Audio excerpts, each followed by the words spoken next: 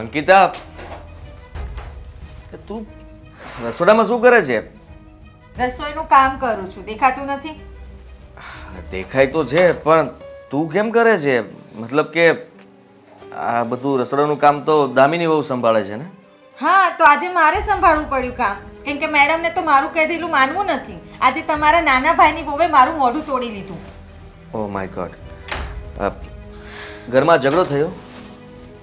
હા, ઝઘડો થયો, અને તે પણ મોટો, મારે ને દામિની વચ્ચે. એ મને કહે છે હું ઘરનું કોઈ કામ નહીં કરું, અને મારું કીધેલું તો કામ એ કરશે જ નહીં. પણ શું કામ? અરે શું થયું, શું વાત કરું તમને હું. ખાલી મેં એને એટલું જ કીધું કે તું ઇસ્ત્રીના કપડાં લઈ લઈને રસોઈનું કામ કર, ચાલ એનું રેગ્યુલર જે કામ છે એ જ મેં બતાવ્યું. તો આજે મારી ઉપર ગુસ્સે થઈ ગયા અને મને કહે છે તમે જે કામ કહો ને તો હું કરીશ જ નહીં. કરીશ જ નહીં એટલે? હવે એ તો એને ખબર, એને જરૂર તમારા જ ભાઈ ચડાવી હશે એને મારા વિશે. બાકી આજ સુધી ક્યારે મારી સામે આ રીતે વાત નથી કરતી. મેં એને મારી નાની બહેન સમજીને એના દરેક કામ હું કરી લઉં છું. તો આજે એને શું થયું છે ખબર ને, એ મારી જોડે મારું મોઢું તોડી લીધું, મારી જે રીતે વાત કરતી. શું કહું તમને? બસ બસ બસ બસ, શાંત થઈ જા તું. આટલો ઉકળાટ નહીં કર, થોડી શાંતિ રાખ. અને તારું મગજ પણ તમને નહીં ખબર પડે. એને મારી જોડે જે રીતે વાત કરી છે ને તમને કહી નથી શકતી. તમે ત્યાં હોતે તો તમને ખબર પડતે કે તમારા નાના ભાઈની બહુ કેવી છે. અંકિતા, સમજી શકું છું, પણ તું ગુસ્સો કરીશ તો તારામાં ને એનામાં શું ફરક? કઈ જ ફરક નહીં ને. જવા દે ને, એનાથી ભૂલ થઈ ગઈ છે. એને પછતાવો પણ થશે કે ભાભી સામે હું ખોટું બોલી ગઈ, મારે આટલું બધું બોલવાની જરૂર નહોતી. પણ જે બધાના ઘરવાળાઓને જો પોતાની વાઈફને સમજાવતા નથી હોતા, પોતાની વાઈફનું ઉપરારું લે છે, ને તમે તમારા નાના ભાઈની બહુનું ઉપરારું લો છો. તમારે મને સમજવી જોઈએ ને, એને સમજુ છું ને હું. શું સમજો છો? મને સમજાવી રહ્યા છો, ખાલી સમજતા નથી. જો ઉપરાનું લઈશ ને એમને કંઈ કહેવા જઈશ તો ઝઘડો વધારે વધશે ને. તું ઈચ્છે છે કે ઘરમાં આનાથી પણ વધારે માથાકૂટ થાય, બંને ભાઈઓ ઝઘડો કરે, તમે બંને ઝઘડો કરો? બોલ, હા પાડતી હોય તો જાઓ. કોઈને પસંદ ના હોય, મને પણ પસંદ નથી, પણ એનો વ્યવહાર જે રીતનો છે ને એને સુધારવો જરૂરી છે. આવું કહીશ ને અશોકને હું વાત કરીને બધું સમજાવીને કહીશ કે તું દામિની વહુને સમજાવી દેજે, બીજી વાર ઘરમાં આવી રીતે વાત ન કરે. અરે ઘરમાં કામને લઈને કેવો ઝઘડો, મને તો એ નથી, આજ સુધી કોઈ ઝઘડો નથી થયો અમારી વચ્ચે, ને આજે એને મને આવી રીતે વાત કરી જ કેમ? તમે એને પૂછો, તમે તમારા ભાઈને પૂછો કે એને આવી રીતે વાત કેમ કરી. મેં એનું શું બગાડ્યું છે? કઈ નથી બગાડ્યું. એની હિંમત કેમ થઈ તારી સામે વાત કરવાની? હા, એટલી પણ ખબર નથી પડતી એને કે ભાભી છે આ ઘરના, અને ભાભી સાથે કોણ આવી રીતે વાત કરતું હશે? હું એનાથી મોટી છું, મેં એની જ્યારે હોય ત્યારે હેલ્પ કરી છે. જ્યારે લોકો બહાર જાય છે ત્યારે ઘરનું બધું કામ હું સંભાળી લઉં છું, તો આજે એને એ નથી દેખાતું. ઇવન મારા કરેલા કામ મને ગણાવે છે, એના નાના મોટા કામ કરે છે તો એ મને ગણાવે છે કે મેં તમારા માટે આ કામ કર્યું. હા, હિસાબ કરવા લાગી છે. જરાક પણ વિચાર નથી આવતો કે જો હિસાબ ગણાવવા બેસું તો અંકિતા જો એના કામ ગણાવશે ને તો બુકની બુક ભરાઈ જશે. એને ખબર નથી, અને એટલા માટે જે વધારે પડતું બોલી રહી છે. પણ હું સમજાવી દઈશ, એમને ખીજાઈને કહી દઈશ કે સમજાવજો જ. અગર મને ખબર પડે ને કે તમે ખાલી નાટક કરો છો મારી સામે, તો તમારી ખેર નથી, અને આપણા બંને વચ્ચે ઝઘડો થઈ જશે. હવે બિલકુલ નહીં, બિલકુલ નહીં. હું નાટક થોડો કરું છું. હવે તો મારો મગજ પણ ગયો છે, ગુસ્સો આવ્યો છે મને બહુ. અને અશોકને પણ કહી દઈશ કે તારી બહુને સમજાવીને રાખજે, આજ પછી ક્યારે અંકિતા સામે બોલવી ના જોવે.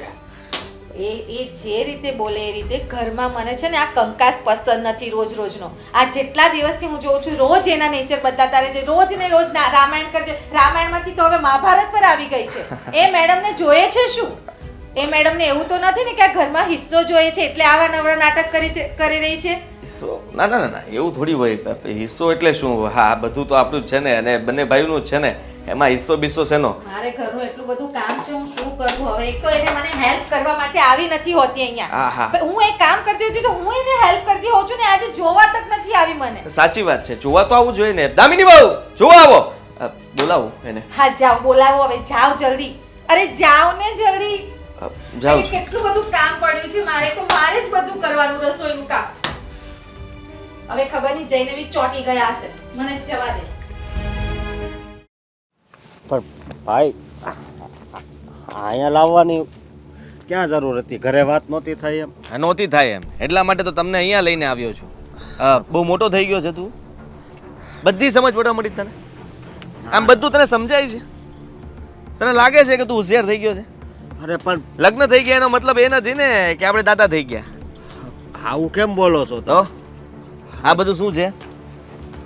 મને તો કાંઈ વાતની કાંઈ ખબર નથી. હા તમને તો ક્યાંથી ખબર હોય કારણ કે પરાક્રમ આપણે કર્યા હોય તો પાછું આપણે એમ થોડી કહેવાય કે મને બધી જ ખબર છે. પરાક્રમ? ક્યાં પરાક્રમની વાત કરો છો? તે દામિની વહુને શું કામ જડાવી? હા, એના કાન શું કામ ભર્યા? આ ઘરમાં ઝઘડા નહોતા થતા પણ તે ઝઘડા ઊભા કરાવ્યા. દામિની વહુ અંકિતા સામે શું કામ આટલું બધું બોલી? અરે મેં કોઈને નથી સડાવ્યા અને મારા ભાભી વિરુદ્ધ હું કામ દામિનીને સડાવું? તમે વિચાર તો કરો. વિચાર તો મને આવ્યો કે તું આવું શું કામ કરે પણ ફરી પાછો વિચાર બદલી ગયો કે તું જ આવું કરી શકે કારણ કે દામિની વહુનો સ્વભાવ હતો નહીં. તે જ એને કીધું હશે કે હા જો ભાભી તારી ઉપર જે રીતે ઓર્ડર કરે છે એ રીતે કોઈ કામ ન કરતી. ઘરની અંદર છે ને તું પણ વહુ છો અને તને પણ પૂરો હક છે, અધિકાર છે. હા, જેટલું ભાઈનું અને ભાભીનું બકે છે ને એટલું મારું અને તારું પણ માન છે. આ ઘરમાં આપણે જેમ કહીએ ને એમ પણ થાય છે. એટલે તું જરાય ચિંતા ન કરતી, તારે જેમ જવાબ આપવો એમ આપી દેજે. નાના મોટાની જરાય મર્યાદા ન રાખતી. આવું કીધું હશે ને? મોટા ભાઈ મેં કીધું હતું પણ મેં એમ કીધું હતું કે તું વધારે કામ કરજે કારણ કે આ ભાભી જ્યારથી પરણીને આવ્યા છે ને ત્યારથી એ ઘરના બધા કામ કરે જ છે. હોશિયારી નહીં ઠોક. હા, ખોટી મને બધી ખબર પડે છે. તને તો એમ થઈ ગયું છે કે હવે આ કોઈને કઈ ભાન નથી પડતી. આ બધાની બુદ્ધિ છે ને આ ચારવા ગઈ હશે હે ને? નહીં ભાઈ, આ વાત ખોટી છે. વાહ, વાત ખોટી છે? ના, તું ખરેખર મોટો થઈ ગયો છે ભાઈ. આ મને દેખાય છે હવે તારા વર્તન ઉપર, તારા સ્વભાવ ઉપર અને તારું જ્યાં મોઢું આમ થાય છે ને એના ઉપરથી ખબર પડી જાય છે કે તું કઈ છુપાવી રહ્યો છે. મોટા ભાઈ બધું બંધ કરી દેજે તારા ખેલ. હા, તને કહી દઉં છું હવે ઘરમાં કોઈ માથાકૂટ ના થવી જોઈએ. દામિની વહુને સમજાવી દેજે કે બીજી વાર અંકિતા સાથે માથાકૂટ ના કરે અને ઘરના બધા કામ તને જે કંઈ પણ સોંપવામાં આવ્યો હોય એને કરવા જ પડશે. પણ દામિની હું કામ એની હારે માથાકૂટ કરે? ન કરતી હોય એ. જાણો, જુઓ, સમજો પછી બોલો. આટલી સમજ પડે છે ને આપણને કે નથી પડતી? મોટા ભાઈ તમે કેમ આમ કરો છો? હું કઈ નથી કરતો, તું ધ્યાન રાખજે ભાઈ. હવે હું તારું ચલાવી નહીં લઉં. અને તું કરવા શું માંગો તમે બંને માણસ? હા, નહીં બસ. તો ખેલ ચાલુ કેમ કર્યા છે? અને આ બધું કહેવા માટે તને અહીંયા બોલાવ્યો છે. મને કોઈ શોખ નહોતો થતો. અરે ભાઈ આ બધી વાત ખોટી છે. તમે એટલું બધું મને કહો છો, જરીક મારા ભાભીને સમજાવો ને. એને સમજાવવું એટલે એનો શું વાંક છે તેને સમજાવવું? એનો જ વાંક છે. આ ખોટે ખોટું તમને કીધું છે અને કદાચ હાસીને જરીક બોલાઈ ગયું છે દામિનીથી તો પણ તમારે એને જરીક સમજાય ને. અને તું એવું કહેવા માંગે છે હા કે અત્યાર સુધી તમે અમારી વાત માનતા હતા અને હવે તમે વાત માનવાની બંધ કરી? એનો મતલબ એમ કે વાંક અમારો હશે? હે? હું એમ નથી કહેતો વાંક તમારો ને વાંક અમારો ને, પણ આ વાત ખોટી છે. વાત કોઈ ખોટી નથી. ઘરમાં ઝઘડો થયો છે અને એટલા માટે તને કહું છું, તને સમજાવું છું, પ્રેમથી હજી સમજાવી રહ્યો છું. હવે પછી ધ્યાન રાખજે, ઘરમાં ઝઘડો થયો તો પહેલો વારો તારો પડશે. મોટા ભાઈ હજી મારા લગ્ન થયા ને એના થોડાક દી થયા છે. તમે હું કામ આમ કરો છો? એટલે તો તમે ચાલુ કરી દીધો ને તમારો ખેલ. હા, ભાઈને એમ થયું કે બસ હવે તો મારે કોઈની જરૂર નથી, મારી પત્ની આવી ગઈ છે.